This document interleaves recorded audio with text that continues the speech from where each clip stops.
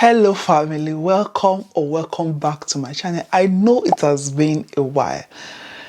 Yes, here I am. I know if you've been following me on Facebook, you'll know that I've been around. It's just YouTube. Here we are, don't worry, I'll bring you with the update of what I've been up to, what I've been doing, what has been happening in my life. Just stay tuned and please remember to subscribe to this channel. My name is Gloria, your favorite baby girl of life. Now let's get into the business. We have heard, I know you can't tell me you've not heard the ongoing norm or the ongoing scam of COS, the ongoing COS scam, certificate of sponsorship. And in case you're wondering what certificate of sponsorship is, it is just an official document given to you by your employer after you've gotten a job to be able to apply for your visa to come and work in the UK. It is just a way of your employer saying, I know this person, I'm giving them a job, and telling the UK government that don't worry, I've got this person covered if they decide to give you visa. So it is one of the most important aspects of you coming to the UK to work, this certificate of sponsorship. It has then become a big scam. Like, I know so many people that are falling victim of this scam. I know people who are now on a 10-year ban because they submitted their application to apply for a visa and the government discovered, or during the visa process, it was discovered that the certificate of sponsorship was fake. You may then ask, how do you detect a fake certificate of sponsorship, or how do you avoid this scam? Don't say I didn't tell you. You heard it from me. The first thing you want to do is go through the legal routes to get your job. If you start paying people, I know people have done it and they're getting away with it, you may not be lucky. If you start paying people to get you a job, paying people to give you certificate of sponsorship, that is the first place you should start being careful, because normally certificate of sponsorship is not even that expensive, but they will charge you outrageous price. The official cost of certificate of sponsorship is not even up to £200, but somebody will then charge you something very outrageous, very ridiculous amount of money. That is the first place you should be able to start thinking, am I taking the right decision, or should I be careful? And then once you've been issued your certificate of sponsorship, you want the UK government website. The official UK government website should be your best friend. You want to go into the UK government website. You can even type on Google how to know if a certificate of sponsorship is genuine, and there you'll be able to find the number, the reference number that you've been issued. Check it online and see if that number is registered with the UK government, or if that reference number is identified with a company. Another thing you want to do is you want to go and research that company you've been given a job from. Of course, you've been given a job from somewhere before they can issue you certificate of sponsorship. You will see all that information in that letter that you have been given. You want to go and research the name of that company. Search the UK government website. Search the list of licensed sponsors in the UK and see if that company that has issued you that certificate of sponsorship is one of the eligible companies that are allowed to issue certificate of sponsorship. If they're not on the list, don't be in a haste. Do your research. If they're not on the list, you want to be questioning your agent. You want to be questioning that person about that certificate of sponsorship. Another thing you want to do is you want to contact that company. Don't worry. I know some of you, sometimes I wonder how you get a job without doing an interview. But then, if you've gotten your job and you've not come face to face with somebody who has interviewed you, they can even arrange somebody to come and interview you, and they are still fake. What you want to do is that company that you've gotten the job from, go to their official website, search the name on Google, go to their official website. Don't just use the link or the contact that the agent or the person that is trying to scam you has given to you. Go to the official website and search that company's contact. You will see phone numbers, you will see their email. Email them, that is going to be free. And then try to recharge, phone the number. Phone the company number and say, hello, my name is this and this. I got a job with your company. I just want to know how true this job is, or I just want to know my resumption date. Just look for a way to communicate with these people. By so doing, you'll be able to know that you're speaking with the real people. If by then they then come back to you and say, I'm sorry, or we are sorry, we do not know you, or we do not know anybody by that name, or we've not employed anybody by that name, that is when you want to be very careful, because you don't want to fall victim of you already applying for your visa and then it is being detected. That is going to affect you. Like I said, I know somebody that has been given a 10-year ban in the UK. They cannot come into the UK, and it's going to appear on all their visa application to any country they want to go that they've submitted fake documents, or they've submitted the fake information to apply to get a visa. So that will affect them in any other country they decide to go. You don't want to fall victim of that. You want to also be aware of unrealistic expectation, unrealistic promises. When it's becoming too good, it is not true.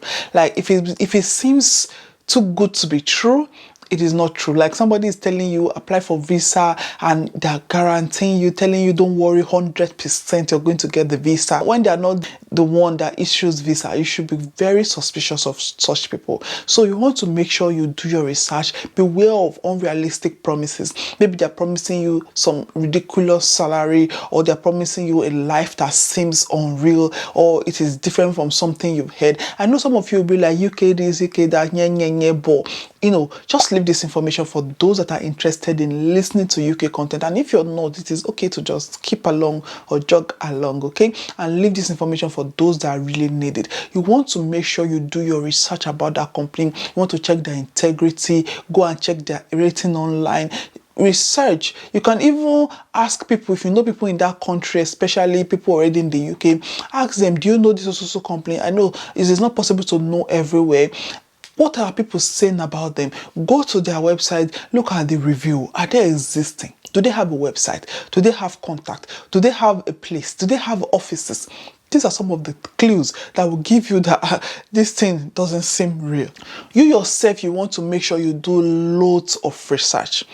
I always say, if you're going to migrate to another country where your success or the next few years of your life is determined by how you go to that country, you don't want to just do it like fun. You don't want to just take it lightly. You want to go and do loads of research.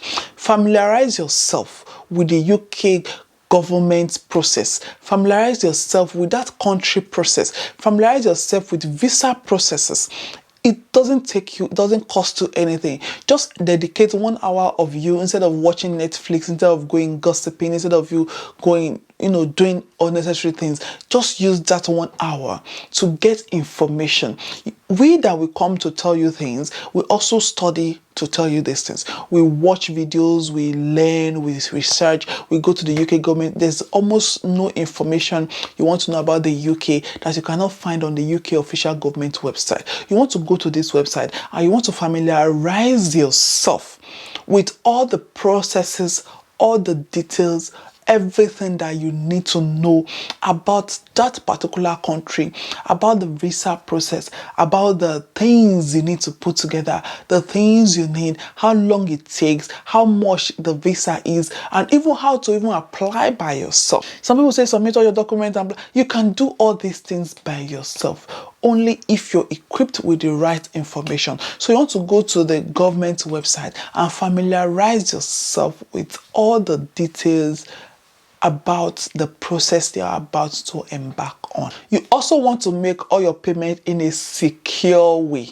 like use secured link. If they're telling you to make payments by hand to hand, cash, or you open this link and use this secured kind of strange method to make payment, you should be suspicious. You want to make sure that you're making all your payments in an official way.